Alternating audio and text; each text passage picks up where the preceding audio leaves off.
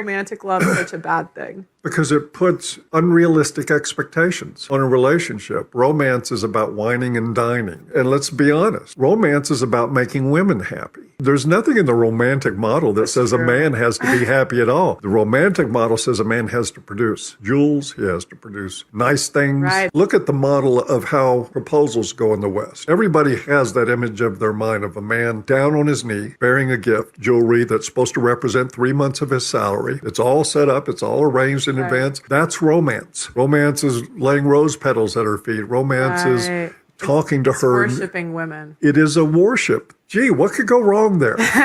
Long term, if you start a relationship with that kind of unrealistic expectation, that only thing that matters is elevating her. The only thing that matters is her happiness. And that's why you get these women saying they fell out of love. Absolutely. Because they came in with the expectation of romantic love. And women aren't particularly romantic. Men are. Men are the romantic ones. I work with couples. I work with men post-divorce. It's always the men that are devastated, the broken hearts. I mean, I see it affects women too, no doubt. But for most guys that I work with, by the time the divorce rolls around, she's doing well. Got a new boyfriend. Right. Probably had one before they ever broke up. She monkey branched right out of it. And women tend to do their grieving while they're in the relationship, and then they're done. And then a guy is like, oh, it's over now. Then he starts.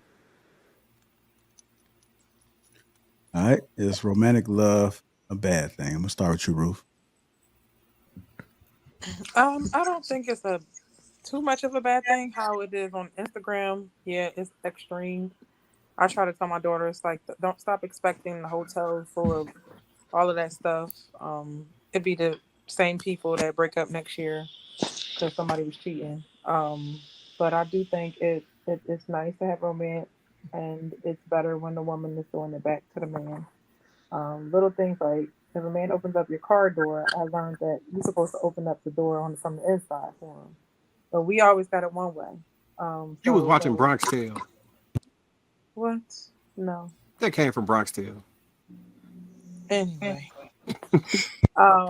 Yeah, like, so it's we're trained to look at romance in one way.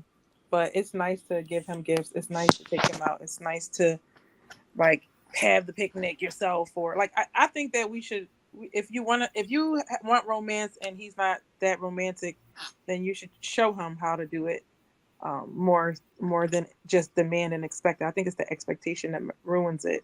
Like, you're not doing this, and that means you don't love me, and that's not the truth. All right. Go ahead, Ms. T. I think that the way that he framed it, I never heard it in that way, and I think that was very interesting and valid. I do think that maybe it's a bit of a misconception in that way. I think that maybe the relationships that I'm into or whatever are more reciprocal, and you kind of do things for each other. But I think romance in like the traditional sense, or what people are thinking about, like flowers and all that kind of stuff. You know, a man doesn't want flowers and, you know, the things that we traditionally associate with romance. So I don't think a lot of women are doing that. But I do think that women, I mean, I see examples of, I know women, I see it in my life, women doing things for their man or being there for their man, buying things for their man, like things that you would almost equate to worship, like he was saying. I think that sometimes in relationships, people can worship each other, but I think that romantically and what we think traditionally with romance, as far as like buying flowers and planning dates and getting down on one knee, I don't think those are things that women just do or that men want. I don't think, I don't know, do any of you men on this panel would like your woman to get down on the knee and propose to you and bring you flowers? Well, not propose and bring me flowers, but worship me, yeah. Yeah, I think that happens in relationships.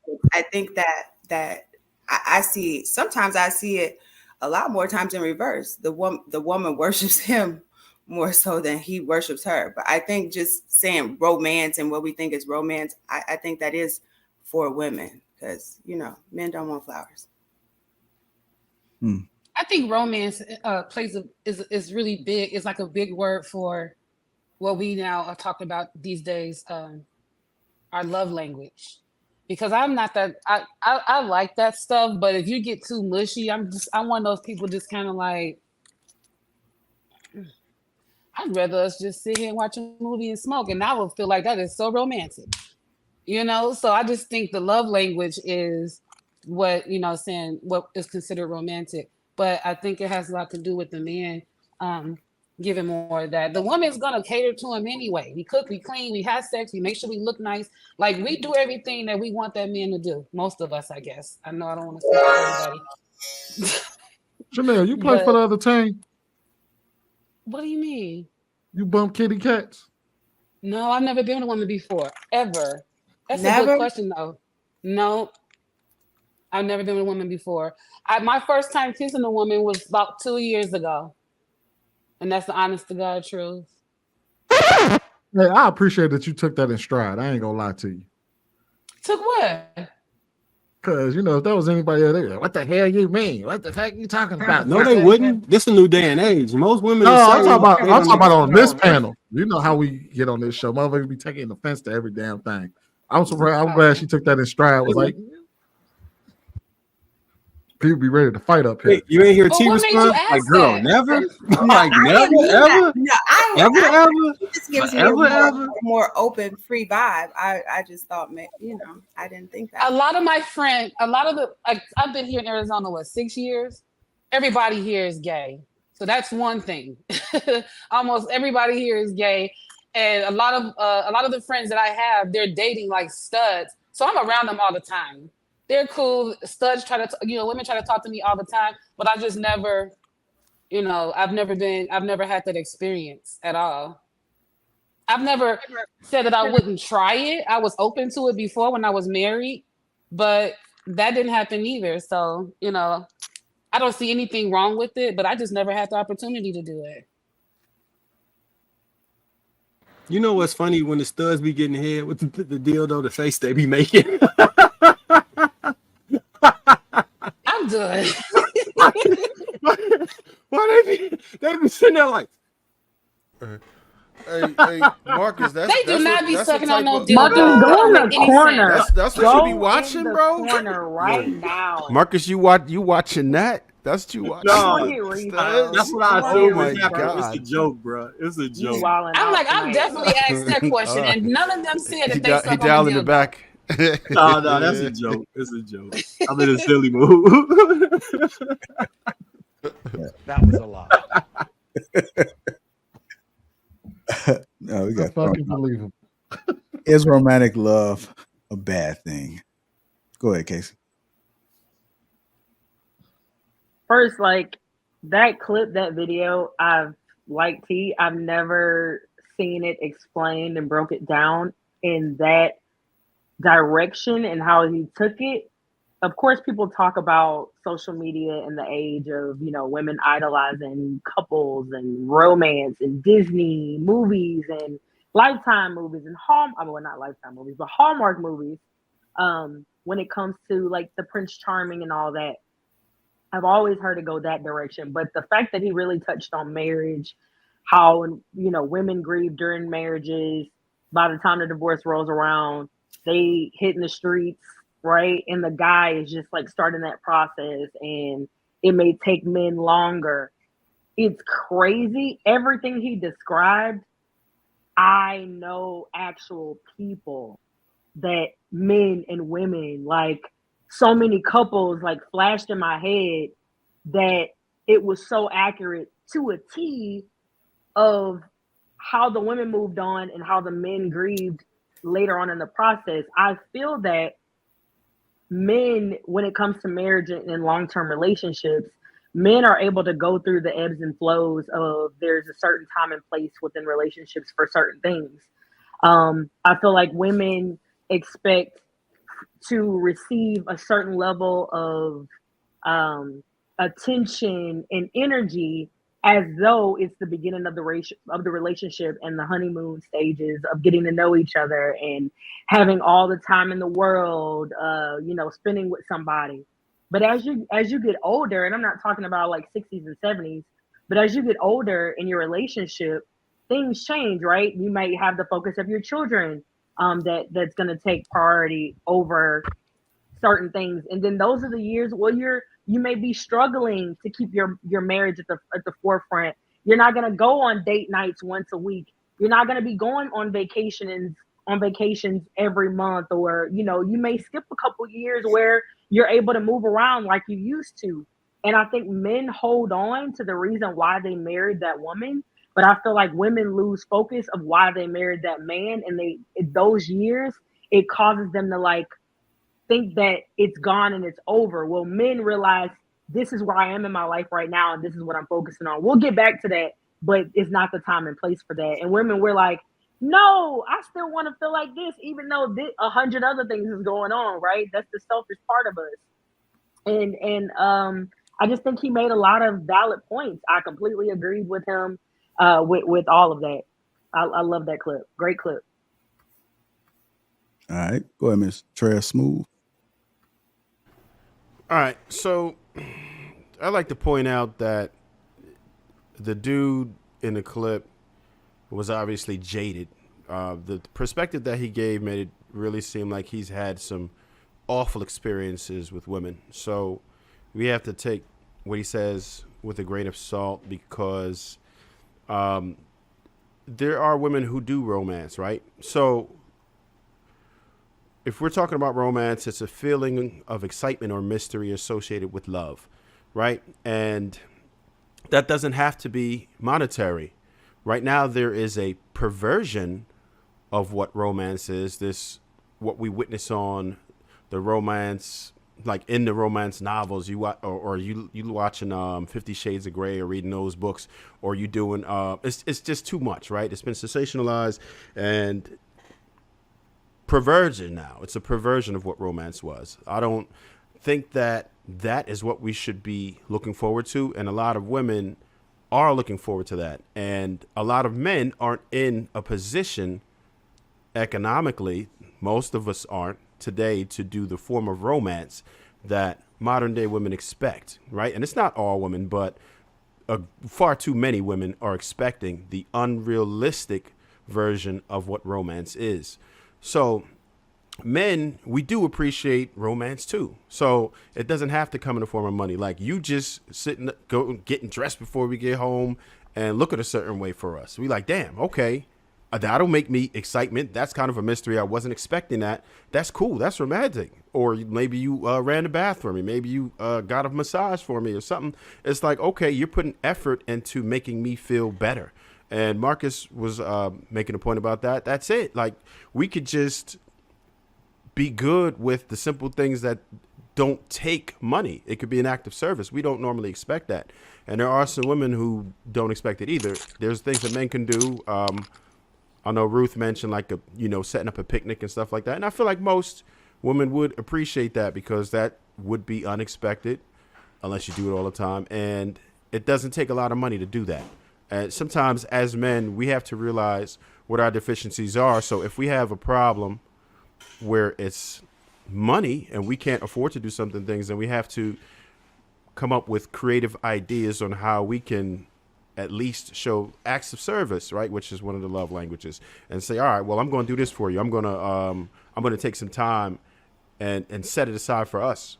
Right. I know, Chanel, you said, like, watch a movie, smoke a blunt. That's fine. If you want to smoke a J with your people, that's what you like, then that's cool. You can do that. You can set up times for that. And I think it's good when it's sporadic. Or maybe let's just go to a movie one time. Or let's go do a drive-in, right? If you can find a local drive-in, a lot of people don't do that type of stuff anymore. That's just like a different experience. So I think it's just important to, and that's cheap too, right? But it's not something that people do every day. There's different ways that you can go about it. But I think the main focus that we should have on is just doing something within your means where you're taking time to show the other person that you appreciate them, and you'll be better off. But the part where I do agree with dude is that right now the burden of romance is typically on men, right? That is what it is. Men, we just kind of go through our days, and a lot of times men will not be happy in a relationship. The woman doesn't put forth any effort, and they would just keep going, and they'll stay in that relationship and then just You know, they'll confide with their friends, they'll bond with their friends, and then you start seeing a bromance because because they're not getting the things that they want from their women. So they'll it's unfortunate, but this is what's really happening to men right now. They will go ahead and associate more with men because women aren't offering them the certain things that you would normally get out of a relationship. Typically, we could talk to women and talk about our day and say, look, this is what's going on. But sometimes women don't want to hear that, or you just really don't like them like that. Your homie will listen to you, right? Your homie will give you some advice on it, right? You could go and have fun with your homie. And it's a shame. I mean, that's where it stops, hopefully. But, you know, like a lot of the things that you're lacking in a relationship, sometimes you seek outside. And that's weird. And I wish that people weren't having to do that. But a lot of times women don't pay attention to detail. And they think that, you know, the norm is enough. Men are guilty of it, too. But it is what it is. We just have to put more effort into it. Yeah, I think you made a good point, Trev. Women, y'all got to pay attention to y'all, man. Sometimes it needs some attention and a little bit of love, too.